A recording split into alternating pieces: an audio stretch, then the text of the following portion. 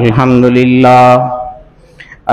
لله نحمده ونستعينه ونستغفره ونؤمن به ونتوكل عليه ونعوذ بالله من شرور أنفسنا ومن سيئات أعمالنا من يهده الله فلا مضل له ومن يضلله فلا هادي له ونشهد أن لا إله إلا الله وحده لا شريك له ونشهد أن سيدنا وشفيعنا ومولانا محمدا عبده ورسوله أما بعد فقد قال الله تبارك وتعالى في كلامه المجيد والفرقان الحميد أعوذ بالله من الشيطان الرجيم بسم الله الرحمن الرحيم ولا تحسبن الذين قتلوا في سبيل الله أمواتا بل أحياء عند ربهم يرزقون وقال تعالى في شان حبيبه مخبرا وآمرا إن الله وملائكته يصلون على النبي يا أيها الذين آمنوا صلوا عليه وسلموا تسليما اللهم صل على سيدنا ومولانا محمد وعلى آل سيدنا ومولانا محمد وبارك وسلم الصلاة والسلام عليك يا رسول الله وعلى آلك وأصحابك يا حبيب الله الصلاة والسلام عليك يا شفيع المذنبين وعلى آلك وأصحابك يا رحمة للعالمين۔ سامعین محترم، غزوہ احد کے حوالے سے ہمارے سید الورا کے درس چل رہے ہیں۔ پچھلے جمعے سے اس کا آغاز کیا تھا، چونکہ شوال کے پہلے عشرے میں غزوہ احد وقوع پذیر ہوا تھا اور یہ شوال کا ہی مہینہ جا رہا ہے، تو اس سلسلے میں ہمیشہ سے ہم واقعات غزوہ احد کے بیان کیا کرتے تھے۔ اس دفعہ ہم نے سید الورا سے غزوہ احد بیان کرنا شروع کیا ہوا ہے۔ کچھ باتیں میں آپ کو پہلے پچھلے جمعے بتا چکا ہوں کہ غزوہ احد کا سبب کیا ہوا تھا، اس کے محرکات کیا تھے، کس وجہ سے یہ غزوہ وقوع پذیر ہوا تھا۔ کچھ واقعات بھی آپ کو اس حوالے سے بتا چکا ہوں۔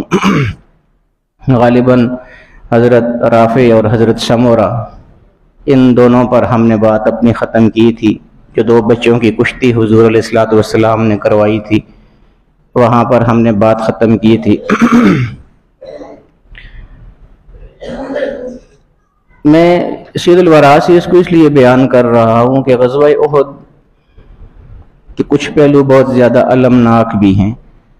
عام طور پر ہم شہادت کے واقعات سنتے ہیں، صحابہ کرام نے جو حضور علیہ السلام کے ساتھ وفاداریاں نبھائی ہیں، وہ واقعات بھی ہم سنتے ہیں، لیکن بہت سارے ایسے پہلو بھی ہیں اس غزوے کے جو عام طور پر ہماری نظر میں نہیں آتے یا ہماری سماعت میں نہیں آئے ہوتے اس وقت تک۔ اس لیے میں سید الورا سے بیان کر رہا ہوں تاکہ آپ کو وہ پورا ماحول جو ہے غزوہ احد کا، اس کو سمجھنے میں آسانی ہو۔ یہ دو بچے تھے، حضرت رافع اور حضرت سمورہ، اور ان میں ایک جو تھے حضرت سمورہ، حالانکہ چھوٹے بچے تھے، لیکن حضور علیہ السلام کے ساتھ صحابہ کا پیار تو آپ سب جانتے ہی ہیں۔ جو بڑے صحابہ ہوتے ہیں عمر کے لحاظ سے بڑے ہوتے ہیں، ظاہر ہے ان کے ذہن بھی بہت پختہ ہوتے ہیں، چونکہ عمر بڑی ہوتی ہے، تجربہ جتنی عمر زیادہ ہوتی ہے انسان کا اتنا ہی تجربہ بھی زیادہ ہوتا ہے۔ لیکن جو بچے ہوتے ہیں ان کو تو اتنی سمجھ بھی نہیں ہوتی، نہ اتنا ذہن ہوتا ہے، نہ ذہنی سطح اتنی زیادہ ہوتی ہے، اتنی بڑی ہوتی ہے جیسے کہ بڑوں کی ہوتی ہے۔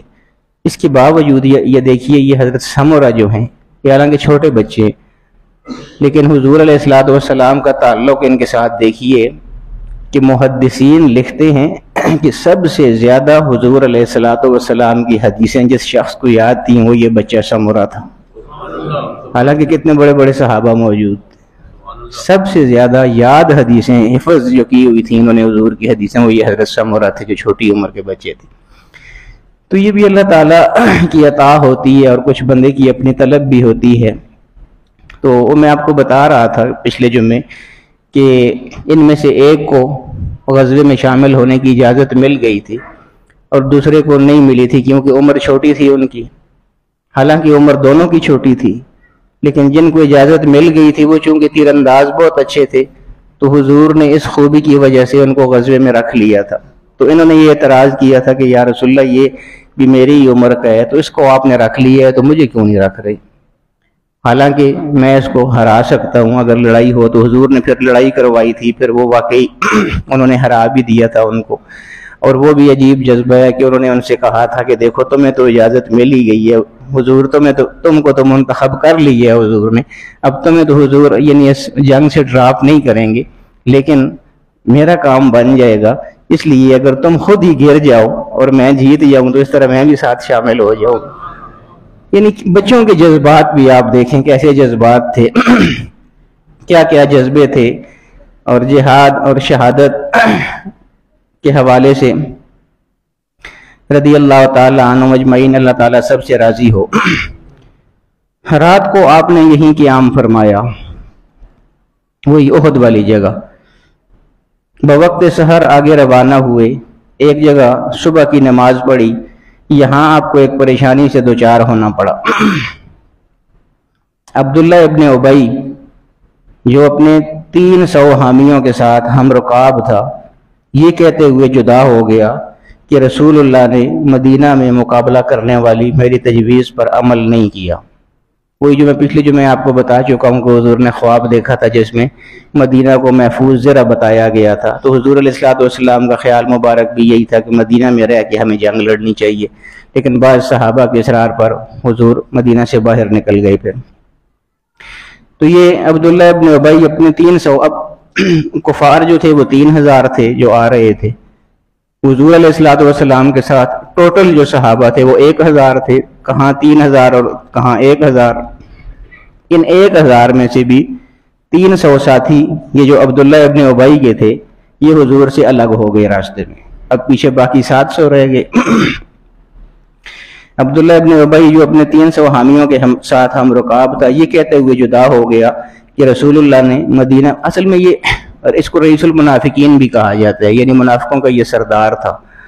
تو بظاہر تو یہ مسلمانوں کے ساتھ ہوتا تھا، لیکن در حقیقت کوشش اس کی یہ ہوتی تھی کہ کسی طرح مسلمانوں کو اور حضور علیہ السلام کو خاص طور پر نقصان پہنچایا. یہی منافقوں کا کام تھا، اوپر سے اور اندر سے اور. اس لیے اللہ پاک قرآن کریم میں فرماتا ہے نا، میں اکثر یہ بات کہا کرتا ہوں کہ ہمیں بھی اس چیز کا دھیان کرنا چاہیے. یہ مت سمجھیے کہ منافق حضور علیہ السلام کے زمانے کے لوگ تھے. منافق ان کو کیوں کہا جاتا تھا؟ اس لیے کہ ان کا ظاہر اور ہوتا تھا، باطن اور ہوتا تھا. اندر سے کچھ اور ہوتے تھے، باہر سے کچھ اور ہوتے تھے. تو آج ہم اپنے آپ کو دیکھ لینا، ہم کون سے اندر اور باہر سے سارے ایک ہیں؟ ہم بھی تو اندر سے اور ہیں اور باہر سے اور ہیں. تو پھر اگر ہم بھی اللہ ہمیں محفوظ رکھے اس صفت اور کیفیت سے کہ ہمارا باطن اور ظاہر مختلف ہو جائے، اللہ کرے ہمارا ظاہر اور باطن ایک جیسا ہو، جو ہمارے اندر ہو وہی ہمارے باہر بھی ہو، تو پھر ہی ہمارے دل بھی صاف ہوتے ہیں.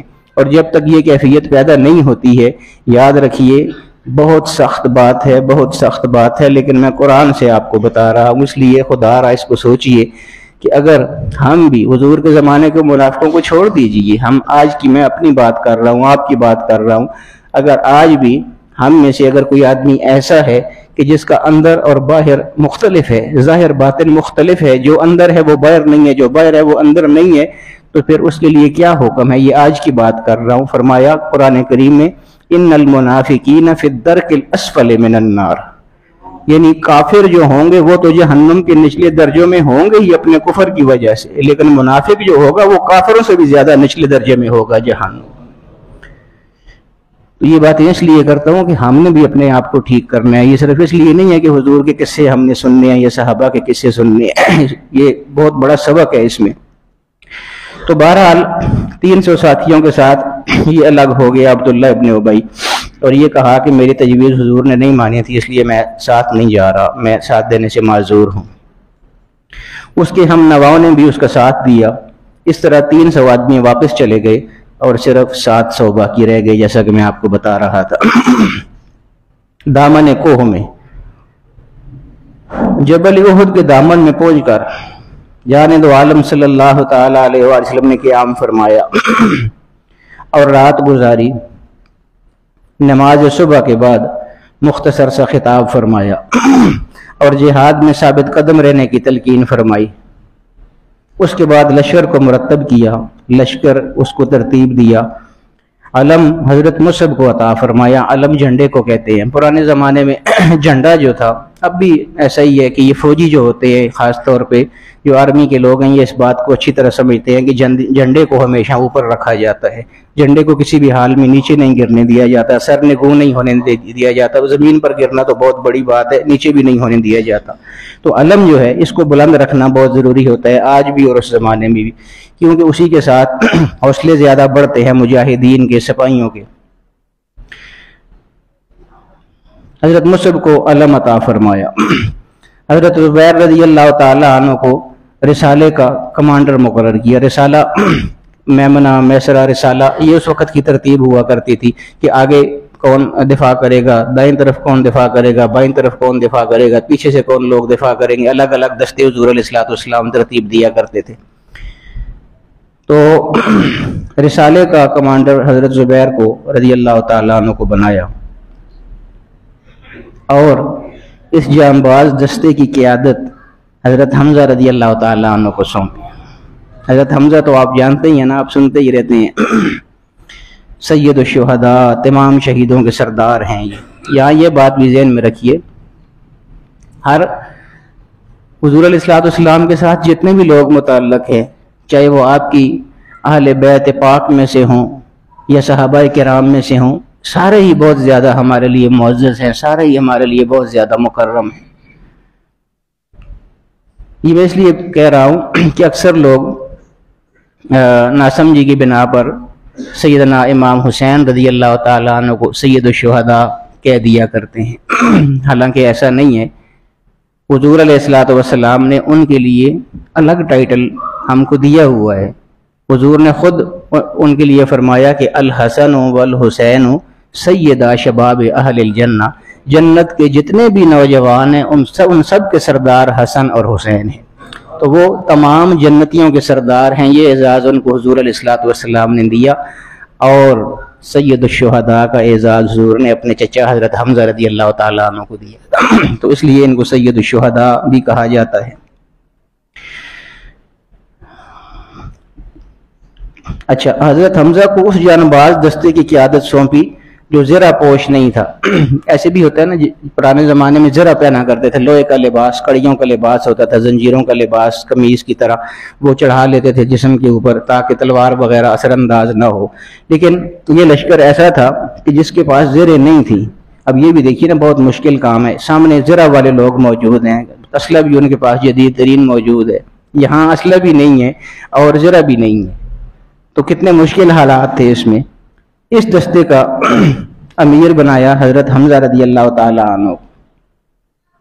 حضرت عبداللہ ابن جبیر کو 50 تیر اندازوں کا کمانڈر بنا کر کوہ احد کے ایک درے میں متعین فرمایا۔ یہ وہی جہاں میں کہا کرتا تھا کہ یہ ایک غلطی تھی جس کی وجہ سے جیتی ہوئی جنگ صحابہ کرام ہار گئے تھے، اور غلطی کیا ہوئی تھی؟ حضور صلی اللہ علیہ وسلم کے حکم کی نافرمانی ہو گئی تھی، اگرچہ جان بوجھ کے نہیں کی تھی انہوں نے۔ میں ابھی آپ کو تفصیل بتاتا ہوں اس کی کیسے ہوا تھا۔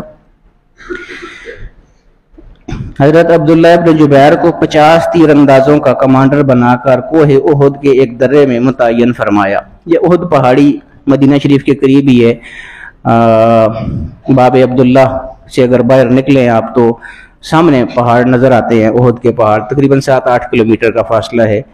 تو وہاں ایک درہ تھا اور ایک چھوٹی پہاڑی تھی۔ ایک تو کوہ احد ہے نا، احد کے پہاڑ جو ہیں وہ تو بہت بڑا سلسلہ ہے، اس کو بولتے ہیں جمل الرمات، تیر اندازوں کا پہاڑ، تیر اندازوں والا ٹیلا یا ان کی وہ گھاٹی، جمل الرمات یعنی تیر اندازوں کا ٹیلا۔ تو حضور علیہ الصلوۃ والسلام نے اس درے میں ان کو متعین فرمایا 50 تیر اندازوں کو، اور انہیں حکم دیا کہ تم نے ہر حال میں یہاں رہنا ہے۔ حضور علیہ الصلوۃ والسلام تو ہر چیز کی نزاکتوں کو جانتے تھے، جنگی حکمت عملی کو بھی جانتے تھے، پھر اللہ رب العالمین نے جو ان کو علم عطا فرمایا ہوا تھا اس کی وجہ سے بھی حضور علیہ الصلوۃ والسلام کو بہت ساری چیزوں کا علم ہوتا تھا۔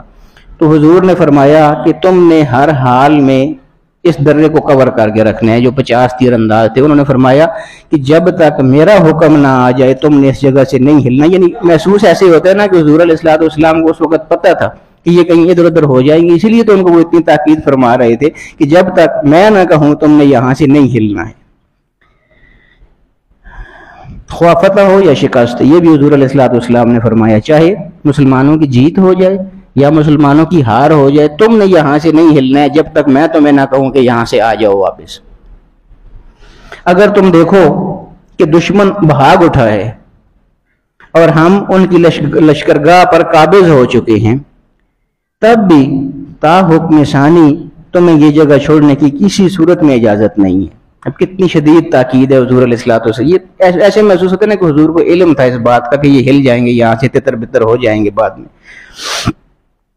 دراصل لڑائی کی صورت میں یہ درہ لشکر اسلام کے عقب میں واقع تھا اور جانب عالم صلی اللہ تعالی علیہ وسلم کو خطرہ تھا کہیں شکست خوردہ دشمن پلٹ کر اس درے کے راستے حملہ نہ کر دے. اس لیے آپ نے اس محاذ کا بہت خیال رکھا تھا مگر کہ جو ہونا تھا ہو کر رہا. مشرکین بدر میں مسلمانوں کے جوہر دیکھ چکے تھے. بدر میں بہت زیادہ نقصان ہوا تھا مسلمانوں کے ہاتھوں, اس لیے اس دفعہ بہت محتاط تھے اور ہر کام سوچ سمجھ کر رہے تھے. انہوں نے میمنہ, وہی جو میں کہتا ہوں ایک سامنے والا دستہ ہوتا ہے, ایک میمنہ ہوتا ہے, ایک میسرہ ہوتا ہے, انہوں نے میمنہ یعنی دائیں طرف کی کمان خالد ابن ولید کو دے رکھی تھی. نعرہ تکبیر, نعرہ رسالت, قبلہ حضرت صاحب.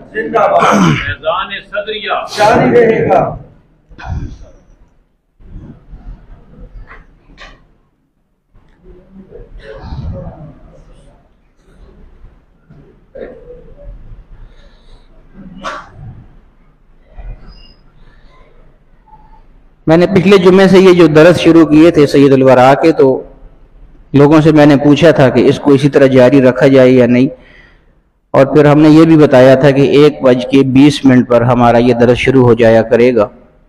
تو آج آپ لوگوں کی حاضری دیکھ کے مجھے یقینی طور پر یہ اندازہ ہے کہ آپ اس کو پسند کر رہے ہیں. انشاءاللہ ہم اس کو جاری رکھیں گے. مشرکین بدر میں مسلمانوں کے جوہر دیکھ چکے تھے, اس لیے اس دفعہ بہت محتاط تھے اور ہر کام سوچ سمجھ کر رہے تھے. انہوں نے میمنہ یعنی دائیں طرف کی کمان خالد ابن ولید کو دے رکھی تھی. میسرہ بائیں طرف کی کمان اکرمہ ابن ابی جہل کے سپرد تھی. سواروں کا دستہ صفوان ابن امیہ کی کمان میں تھا.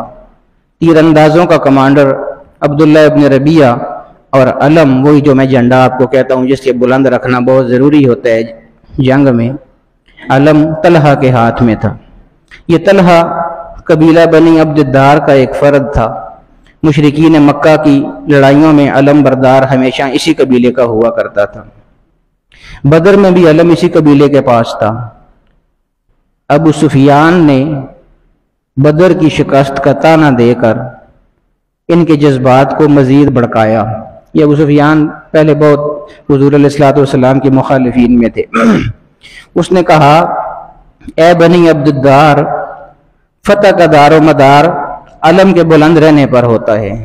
اب نہ یہ کسی کے جذبات کو ابھارنے والی باتیں, اس کو طعنے دے کر اور زیادہ مزید پختہ کرنے والی باتیں اور اس کے جذبات کو مزید زیادہ اجاگر کرنے کے لیے یہ اکثر ایسی باتیں کیا کرتا تھا ابو سفیان. اے بنی عبد الدار, فتح کا دار و مدار علم کے بلند رہنے پر ہوتا ہے. بدر کے دن بھی علم تمہارے ہاتھوں میں تھا مگر تم اسے اونچا نہ رکھ سکے اور ہمیں شکست سے دوچار ہونا پڑا. اس لیے میرا خیال ہے کہ اب یہ جھنڈا واپس کر دو کیونکہ تمہارے بازوؤں میں سے اٹھانے کی سکت نہیں رہ گئی ہے. اس طعنے سے بنی عبد الدار سخت مشتعل ہو گئے اور ابو سفیان کو گالیاں دیتے ہوئے کہنے لگے کہ لڑائی کے وقت پتہ چل جائے گا کہ ہمارے ہاتھ اسے اونچا رکھ سکتے ہیں یا نہیں. ابو سفیان گالیاں سن کر بدمزہ نہ ہوا کیونکہ اس کا مقصد انہیں اشتعال دلانا تھا اور اس میں وہ پوری طرح کامیاب ہو چکا تھا. ہند کا رجز, جیسا کہ پہلے بیان کیا گیا ہے اس جنگ میں مشرکین کے ساتھ بہت سی خواتین بھی آئی تھی. میں نے پچھلے جمعے آپ کو بتایا تھا کہ یہ پورا لاؤ لشکر لے کر چلا کرتے تھے جنگ کے لیے. جب جاتے تھے شراب بھی ہوتا تھا, خواتین بھی ہوتی تھیں, خواتین گھروں والی بھی ہوتی تھیں, خادمائیں بھی ہوتی تھیں اور گانے وغیرہ والی بھی ہوتی تھیں. ہر طرح پوری طرح یہ تیار ہو کے جایا کرتے تھے.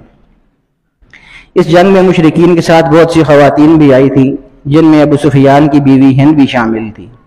جنگ شروع ہونے کا لمحہ قریب آیا تو ہند کی قیادت میں سب عورتیں دف کی تھاپ پر رجز کہتی ہوئی میدان میں اتری. وہ میں نے کہا آپ کو بتایا تھا پچھلے جمعے, یہ ساتھ ساتھ میں نوٹس اس لیے دے رہا ہوں کہ جو نئے لوگ اس دفعہ آئے ہوئے ان کو بھی ساتھ ساتھ پتہ چلتا رہے. یہ اس وقت یہ ہوتا تھا. اب آج کل بھی دیکھیں نا, جب جنگ کے دن ہوتے ہیں تو جنگی نغمات عام طور پہ ریڈیو پر بھی, پہلے زمانے میں ریڈیو پر چلا کرتے تھے, آج کل ٹی وی وغیرہ پہ بھی چلتے ہیں, سوشل میڈیا پہ بھی آپ دیکھتے ہیں. تو یہ جنگی نغمات ایک طرح کے اس وقت بھی ہوتے تھے جن سے جنگی جو جذبات ہیں وہ برانگیختہ ہوتے تھے, ابھرتے تھے. تو یہ ہند کی قیادت میں یہ سب عورتیں دف کی تھاپ پر رجز کہتی ہوئی میدان میں اتریں مردوں کے جذبات ابھارنے کے لیے. رجز کے بول یہ تھے, نحن بنات و طارق. میں حیران ہوتا ہوں, یہ سارے عرب, میں آپ کو اکثر کہا کرتا ہوں کہ سارے شاعر ہیں. عرب جتنے لوگ ہیں اللہ پاک نے ان کو شاعری کی صلاحیت سے بہت نوازا ہے. ہمارے ہاں تو کوئی نہ کوئی بندہ شاعر ہوتا ہے, ہزاروں میں کوئی ایک شاعر, بلکہ لاکھوں میں کوئی ایک شاعر ہوتا ہے. ان کا ہر بندہ ہی شاعر ہے اور بہت عمدہ درجے کا شاعر. نحن بنات و طارق نمشی علی النمارق مشی القطع النوازق والمسک فی المفارق والدر فی المخانق ان تقبلوا تعانق ونفرش النمارق او تدبروا نفارق فراق غیر وامق نحن بنات طارق. یہ تو عربی ہے نا, میں اکثر کہا کرتا ہوں کہ عربی ہمارا یہ المیہ ہے کہ ہم عربی سمجھتے نہیں ہیں نا, اس لیے ہمیں پتہ نہیں چلتا. قرآن کی کتنی چیزیں ہیں جن کا ہمیں نہیں پتہ ہوتا کہ اللہ پاک ہم سے کیا فرما رہا ہے, اس لیے عربی سمجھنا بھی بہت زیادہ ضروری ہے. کیا ترجمہ کیا ہے اس کا؟ یہ جو انہوں نے رجز پڑھا تھا, یعنی ماحول دیکھیں جنگ والا ہے, جنگ ہو رہی ہے اور وہ خواتین جو ہیں اس جنگ کے ماحول میں بیان کیسے کر رہی ہیں, کیا کہہ رہی ہیں؟ ہم ستاروں کی بیٹیاں ہیں. یعنی یہ شاعری ہے نا, اب اس کے ترجمہ ہو رہا ہے آگے. ہم ستاروں کی بیٹیاں ہیں, ہم قالینوں پر چلنے والیاں ہیں, جیسے ہلکی پھلکی کونجیں چلتی ہیں ایسے ہم چلتی ہیں, جیسے ہلکی پھلکی کونجیں چلتی ہیں. ہماری مانگوں میں کستوری ہے اور ہمارے گلوں میں موتیوں کے ہار ہیں. اب یہ وہ جن کے ساتھ آئی ہوئی تھیں کفار کے ساتھ, ان کو جنگ پر ابھارنے کے لیے یہ پہلے ساری اپنی تعریفیں کی کہ ہم کس کس طرح کی ہیں جو تمہارے ساتھ آئی ہوئی ہیں.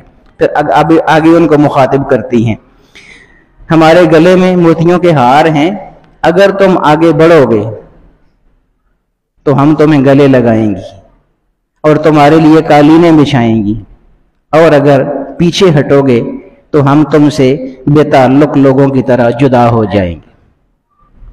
یعنی اس میں اپنی تعریفات بھی بہت زیادہ ہیں, ان کو لبھانا بھی مقصود ہے, وہ ساری چیزیں اس میں پوری طرح موجود ہیں. اس شعلہ آثار رجز نے ایک آگ ہی لگا دی اور فوج کا ہر سپاہی کٹ مرنے کے لیے تیار ہو گیا. یہاں تو یہ ہو رہا تھا, دوسری طرف حضور علیہ الصلوۃ والسلام کی طرف دیکھیے. اب ایک یہ طرف تھی نا, ایک دوسری طرف حضور علیہ الصلوۃ والسلام کی سائڈ. جب دونوں فوجیں آمنے سامنے صف آراہ ہو گئیں تو جانب عالم صلی اللہ تعالی علیہ وآلہ وسلم نے ایک تلوار نکالی. یعنی حضور بھی اپنے صحابہ کو جنگ پر ابھار رہے تھے, وہ خواتین بھی اپنے لوگوں کو جنگ پر ابھار رہی تھی, لیکن ان کا طریقہ کیا تھا میں نے ابھی آپ کو بتائے ہیں. اور حضور کیسے ابھار رہے تھے اب یہ دیکھیے. حضور علیہ الصلوۃ والسلام نے جب دیکھا کہ صفیں آمنے سامنے پوری طرح تیار ہو گئی ہیں جنگ کے لیے, تو آپ نے ایک تلوار نکالی جس پر یہ شعر کندہ تھا, فی الجبن عارن. حضور صلی اللہ علیہ وسلم کی جو تلوار مبارک تھی نا, اس پر یہ شعر لکھا ہوا تھا, کندہ تھا یعنی گڑا ہوا تھا, اس میں کھدا ہوا تھا.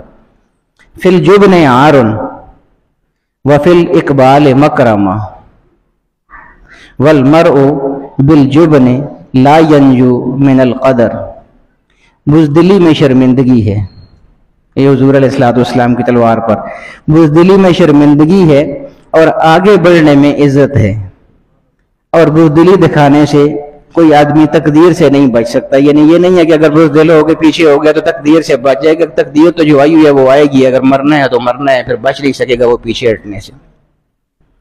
اس تلوار کو آپ نے بلند کیا اور پھر فرمایا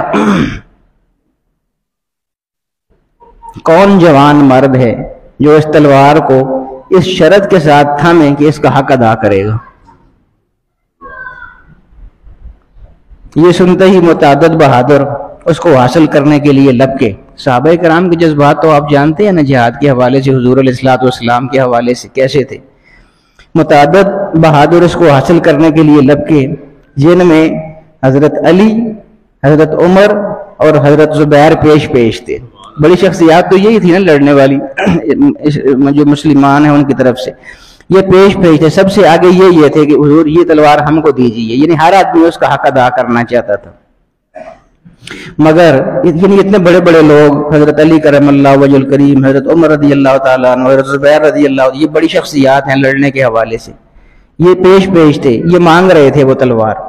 مگر جان دو عالم صلی اللہ علیہ وسلم نے ان میں سے کسی کو نہ دی. کیوں نہ دی؟ شاید اس کی وجہ یہ ہو کہ ان میں سے کسی نے اس کا حق جاننے کی کوشش ہی نہیں کی تھی.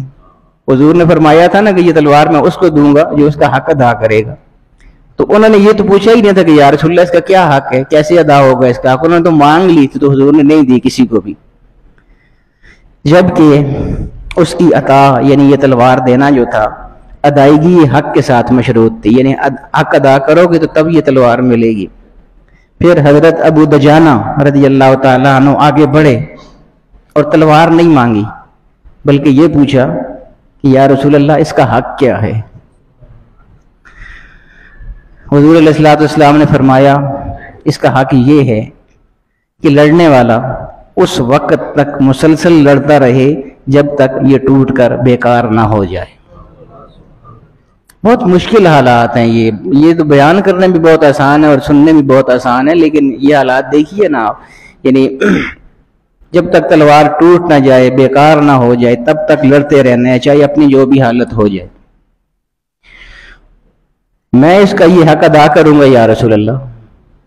ابو دجانہ نے پرجوش لہجے میں کہا. چنانچہ جان دو عالم صلی اللہ تعالیٰ علیہ وآلہ وسلم تلوار ان کو عنایت فرما دی.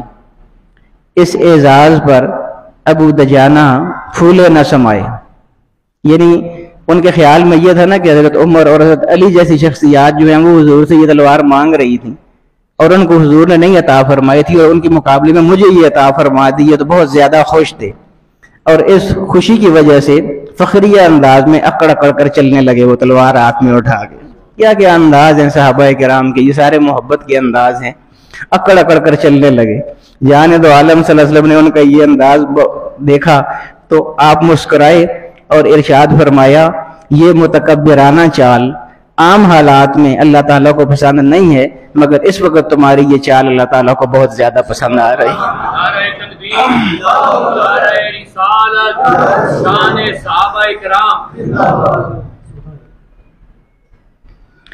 پھر حضرت ابو دجانہ نے سرخ پٹی نکالی اور اس کو سر پر باندھ لیا. ابو دجانہ کی یہ پٹی بہت زیادہ مشہور تھی.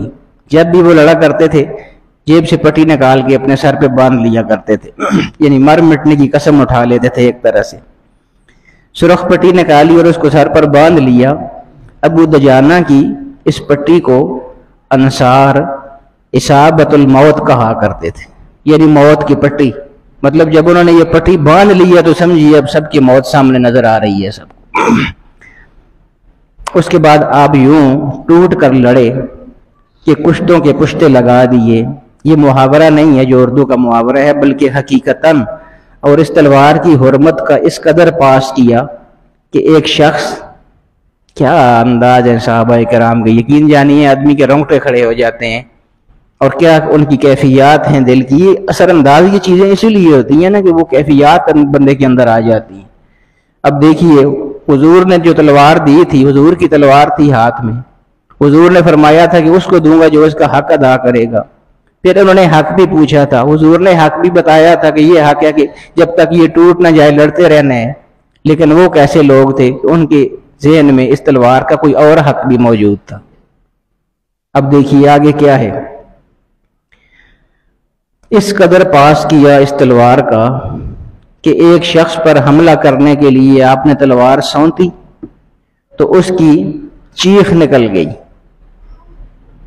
وہ چیخ نسوانی تھی، عورت کی چیخ تھی، وہ چیخ نسوانی تھی، اور وہ عورت ہند تھی۔